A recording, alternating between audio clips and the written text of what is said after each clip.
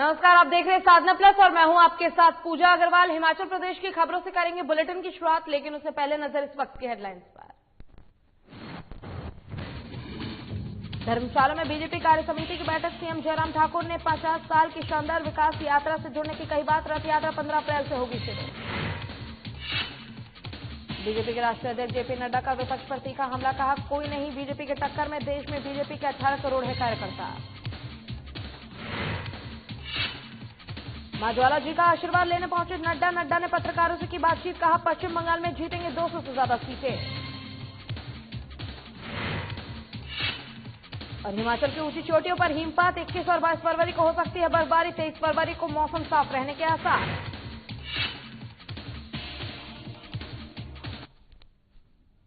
चलिए शुरुआत करेंगे खबरों से। हिमाचल बीजेपी कार्य समिति की बैठक को संबोधित करते हुए सीएम जयराम ठाकुर ने पार्टी कार्यकर्ताओं को ये सुनिश्चित बनाने का आह्वान किया कि प्रत्येक हिमाचल वासियों को प्रदेश की 50 साल की शानदार विकास यात्रा से जुड़ने का अनुभव प्राप्त हो। उन्होंने कहा कि राजस्व में 50 साल की यात्रा को दर्शाने के लिए प्रदेश सरकार ने व्यापक स्तर पर कार्यक्रम आयोजित करने की रूपरेखा बनाई है। इस दौरान स्वर्णीय रथ यात्रा भी आयोजित की गई है और प्रदेश भर में विभिन्न हिस्सों से निकलने वाली इस यात्रा के दौरान 50 सालों की विकासात्मक यात्रा का बखान किया जाएगा।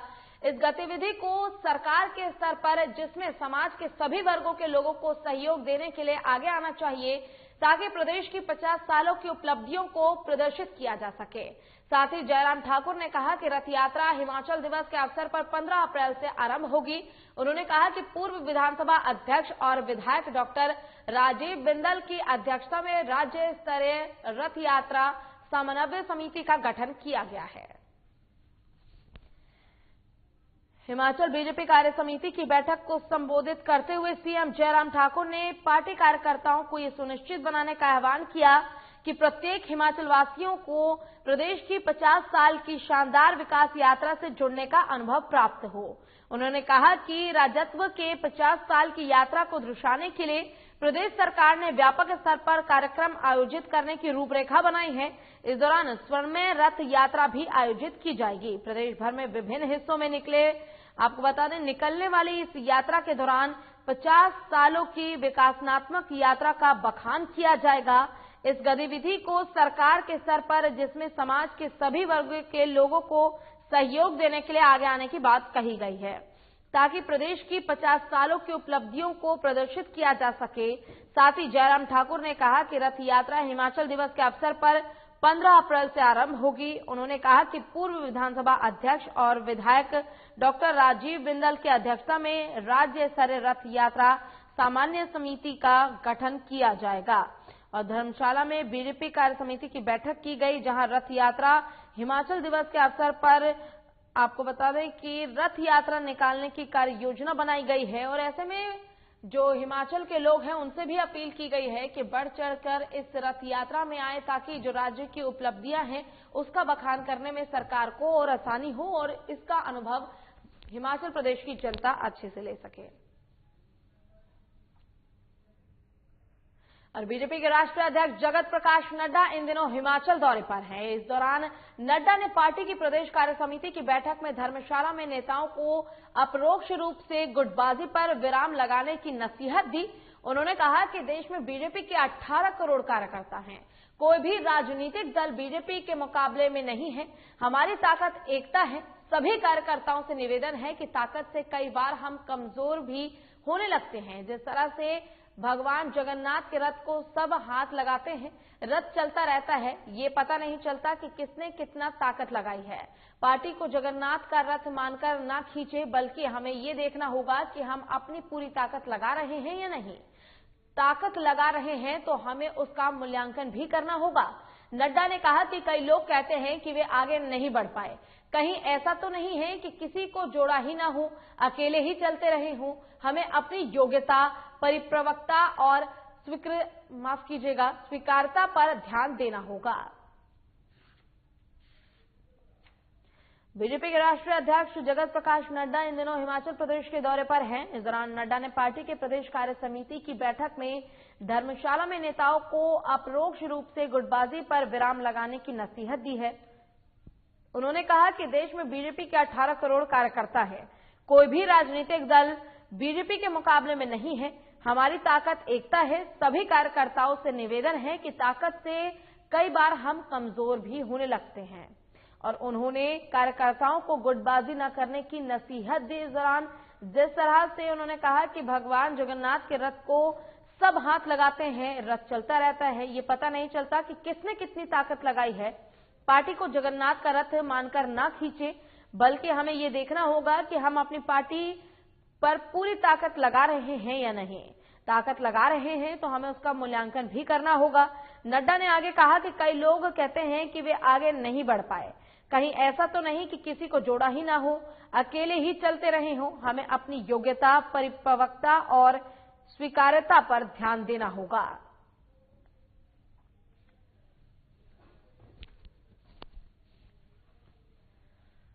और बीजेपी के राष्ट्रीय अध्यक्ष जगत प्रकाश नड्डा ने धर्मशाला से विपक्ष पर तीखा हमला बोला। बीजेपी की प्रदेश कार्य समिति की बैठक में पार्टी पदाधिकारियों को संबोधित करते हुए नड्डा ने कहा कि बीजेपी के अलावा देश में पीडीपी सहित सभी राजनीतिक पार्टियां एक परिवार की पार्टियां बनकर रह गई हैं। ऐसे में राजनीतिक दलों को परिवार के अलावा कुछ नहीं दिखता है। इन राजनीतिक दलों के संसदीय बोर्डों में चाचा, ताया और सिर्फ परिवार के ही लोग होते हैं। इसी वजह से कांग्रेस का आज इतना बुरा हाल हुआ है। जबकि बीजेपी में पार्टी की परिवार होते हैं और कार्यकर्ता खुद को खुशनसीब समझते हैं कि वो बीजेपी में आए हैं। नड्डा ने कहा कि बीजेपी का विचार सांस्कृतिक राष्ट्रवाद है। उन्होंने कहा कि राजनीतिक ताकत के चलते ही ये ताकत है और एकता की। हमें कभी भी अहम में नहीं आना चाहिए, लेकिन अति विश्वास में सुस्त भी नहीं होना चाहिए। देश में बीजेपी के 18 करोड़ कार्यकर्ता हैं। कोई भी राजनीतिक दल बीजेपी के मुकाबले में नहीं है। उन्होंने कहा कि बीजेपी सांस्कृतिक राष्ट्रवाद के विचार को लेकर आगे चल रही है। सबका साथ, सबका विकास और सबका विश्वास बीजेपी का आर्थिक मॉडल है। यही वजह है कि लोग बीजेपी को पसंद करते हैं।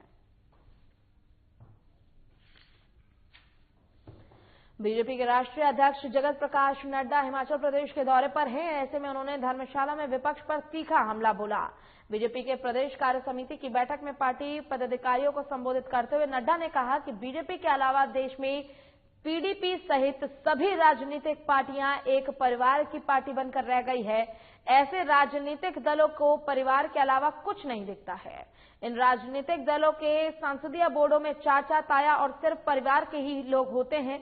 इसी वजह से कांग्रेस का आज इतना बुरा हाल हुआ है। जबकि बीजेपी में पार्टी ही परिवार है और कार्यकर्ता खुद को खुशनसीब समझते हैं कि वे बीजेपी में आए हैं। नड्डा ने कहा कि बीजेपी का विचार सांस्कृतिक राष्ट्रवाद है। उन्होंने कहा कि राजनीतिक ताकत से चलती है और ये ताकत है एकता की। हमें कभी भी अहम में नहीं आना चाहिए, लेकिन अति विश्वास में सुस्त भी नहीं होना चाहिए। देश में बीजेपी के 18 करोड़ कार्यकर्ता हैं। कोई भी राजनीतिक दल बीजेपी के मुकाबले में नहीं है। उन्होंने कहा कि बीजेपी सांस्कृतिक और राष्ट्रवाद के विचार को लेकर आगे चलती है। सबका साथ, सबका विकास और सबका विश्वास बीजेपी का आर्थिक मॉडल है। यही वजह है कि लोग बीजेपी को पसंद करते हैं।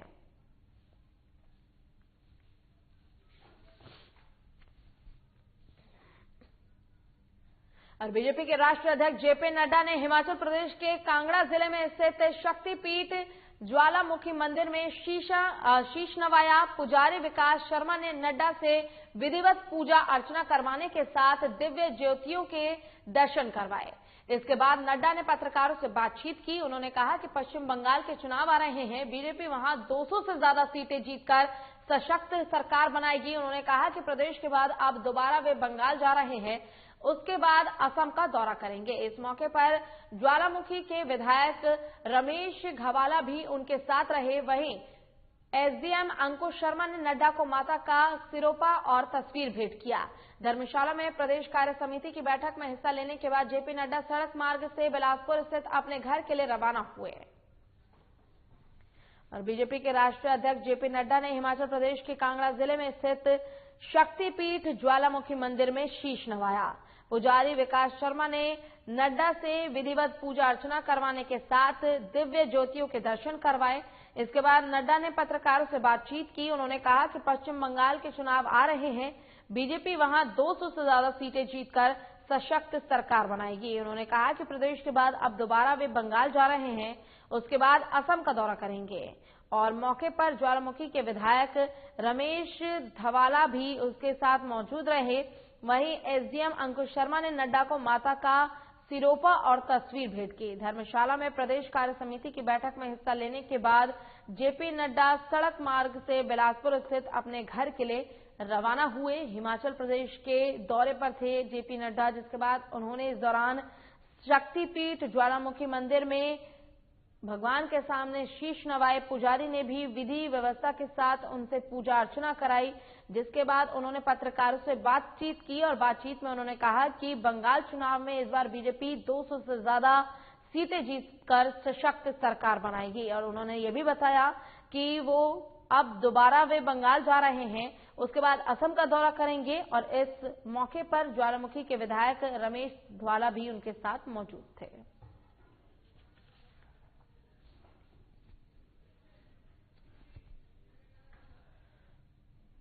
और कुल्लू जिले की सेंस घाटी के गांव मझाड़ में आग लगने से 13 कमरों को एक 2.5 मंजिला मकान जलकर राख हो गया। मकान में 5 परिवारों के 25 लोग रहते थे। आग लगने के बाद मझाड़ गांव में अफरा तफरी मच गई। इस घटना में लाखों का नुकसान हुआ। आग लगने के कारणों का अभी तक पता नहीं चल पाया है।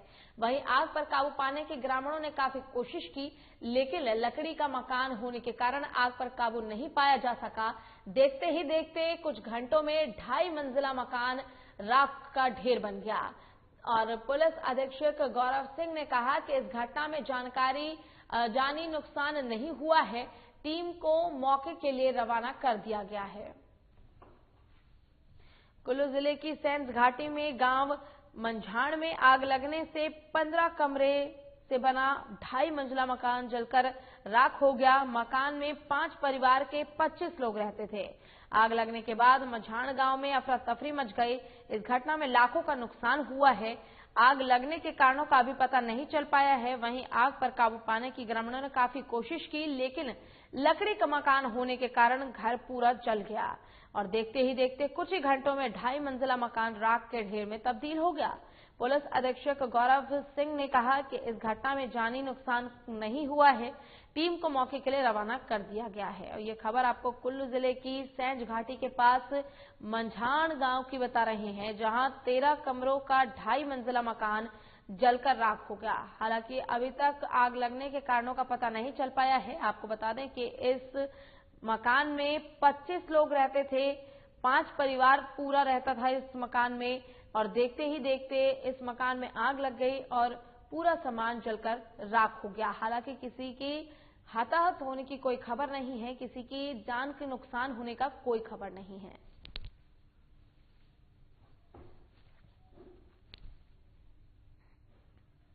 और हिमाचल प्रदेश की अपनी नई सेब किस्म पर मोहर लग गई है। कोटखाई के जलटाहर गांव के बागवान प्रेम सिंह चौहान ने रेड डेवलपर्स की नई किस्म तैयार करने का दावा किया था। भारत सरकार की पंजीकरण एजेंसी ने इस दावे को सही पाया है। किस्म बागवान प्रेम सिंह चौहान के नाम से पेटेंट हो गई है। ऐसे इसका नाम दिया गया है, ऐप दिया गया है और ये किस्म रंग, आकार और अन्य कई विशेषताओं में बेहतरीन है। कोटखाई के जलटाहर गांव के बागवान प्रेम सिंह चौहान ने रेड डिलीशियस की नई किस्म तैयार करने में कामयाबी हासिल की है। भारत सरकार की पौध किस्म रजिस्ट्री ने इस रेड डिलीशियस की नई रूपांतरित किस्म के रूप में पंजीकृत कर लिया है। चौहान को इसका प्रमाण पत्र भी जारी कर दिया गया है। पौधा किस्म संरक्षण और कृषक अधिकार अधिनियम 2001 के उपबंधों के मुताबिक को वो इस किस्म के अधिकार के हकदार हैं। इस किस्म को उनके नाम पंजीकरण करने के बाद में कोई आक्षेप नहीं है। ऐसे में इसे उनके नाम से पंजीकरण करने की संतुष्टि की जाती है। हालांकि वो इसके लिए किसी अन्य व्यक्ति को भी अधिकृत कर सकते हैं।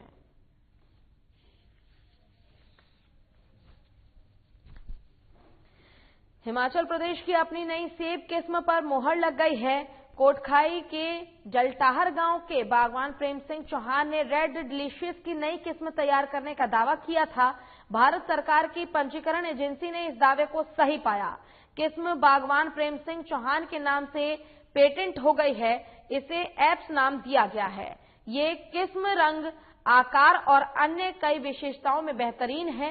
कोटखाई के जलटाहर गांव के बागवान प्रेम सिंह चौहान ने रेड डिलीशियस की नई किस्म तैयार करने में कामयाबी हासिल की है। भारत सरकार की पौध किस्म रजिस्ट्री ने इसे रेड डिलीशियस की नई रूपांतरित किस्म के रूप में पंजीकृत कर लिया है। चौहान को इसका प्रमाण पत्र भी जारी कर दिया गया है। पौधा किस्म संरक्षण और कृषक अधिकार अधिनियम 2001 के उपबंधकों के मुताबिक वो इस किस्म के अधिकार के हकदार हैं। इस किस्म को उनके नाम पंजीकरण करने के बाद में कोई आक्षेप नहीं है। ऐसे में इसे उनके नाम से पंजीकरण करने की संतुष्टि की जाती है। हालांकि वो इसके लिए किसी अन्य व्यक्ति को भी अधिकृत कर सकेंगे।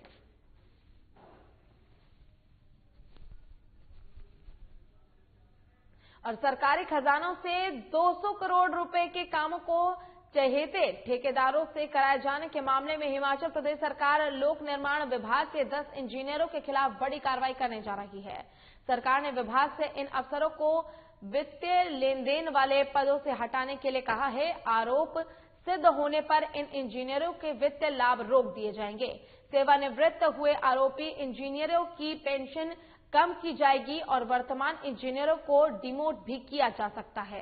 हालांकि ये तमाम कार्रवाई चार्जशीट किए इंजीनियरों के जवाब पर निर्भर करेगी और सूत्रों के मुताबिक जिन अफसरों पर आरोप लगे हैं उनमें से 7 इंजीनियर लोक निर्माण विभाग में अभी तैनात हैं। ये इंजीनियर पदोन्नति होकर अधीक्षण अभियंता, अधिशासी अभियंता पद पर तैनात है। इसके अलावा 3 इंजीनियर रिटायर्ड हो गए हैं। इनमें एक अधिशासी अभियंता और 2 सहायक अभियंता पद से रिटायर्ड हुए हैं। सरकार खजाने से 200 करोड़ रुपए के कामों को चहेते ठेकेदारों से कराए जाने के मामले में हिमाचल प्रदेश सरकार लोक निर्माण विभाग के 10 इंजीनियरों के खिलाफ बड़ी कार्रवाई करने जा रही है। सरकार ने विभाग से इन अफसरों को वित्तीय लेन देन वाले पदों से हटाने के लिए कहा है। आरोप सिद्ध होने पर इन इंजीनियरों के वित्तीय लाभ रोक दिए जाएंगे। सेवानिवृत्त हुए आरोपी इंजीनियरों की पेंशन कम कर दी जाएगी और वर्तमान इंजीनियरों को डिमोट भी किया जा सकता है। हालांकि ये तमाम कार्रवाई चार्जशीट किए इंजीनियरों के जवाब पर निर्भर करेगी। सूत्रों के मुताबिक जिन अफसरों पर आरोप लगे हैं उनमें से 7 इंजीनियर लोक निर्माण विभाग में अभी तैनात हैं। ये इंजीनियर पदोन्नति होकर अधीक्षण अभियंता, अधिशासी अभियंता पद पर तैनात है। इनके अलावा 3 इंजीनियर रिटायर्ड हो गए हैं। इनमें एक अधिशासी अभियंता और 2 सहायक अभियंता पद से रिटायर्ड हुए हैं।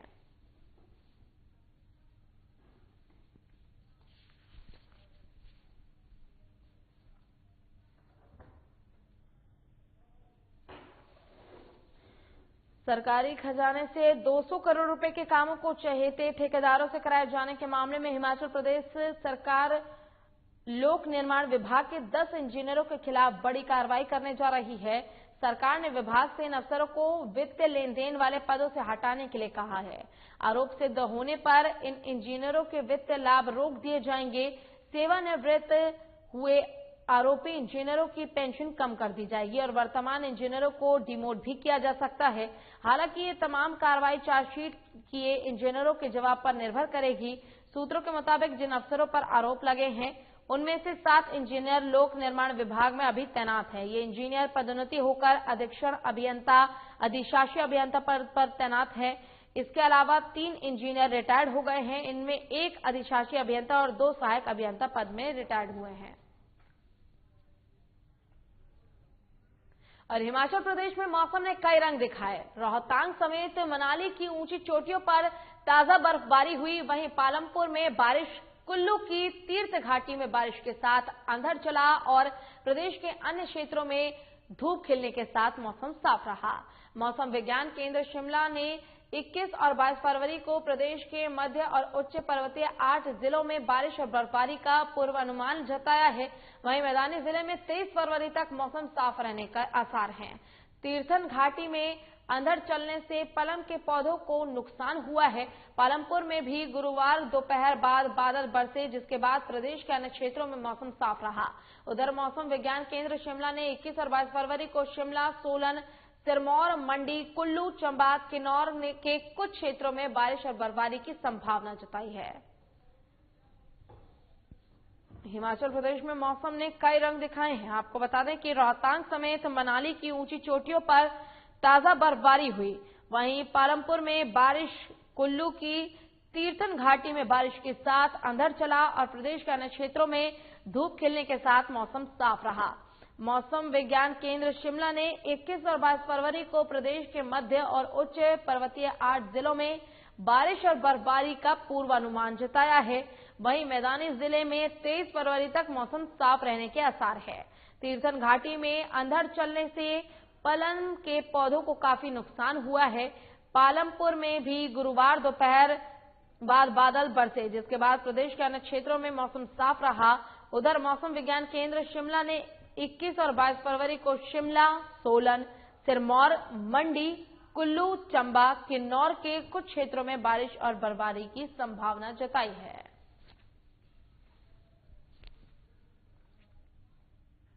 और इसी के साथ फिलहाल के लिए इस बुलेटिन में बस इतना ही। नमस्कार।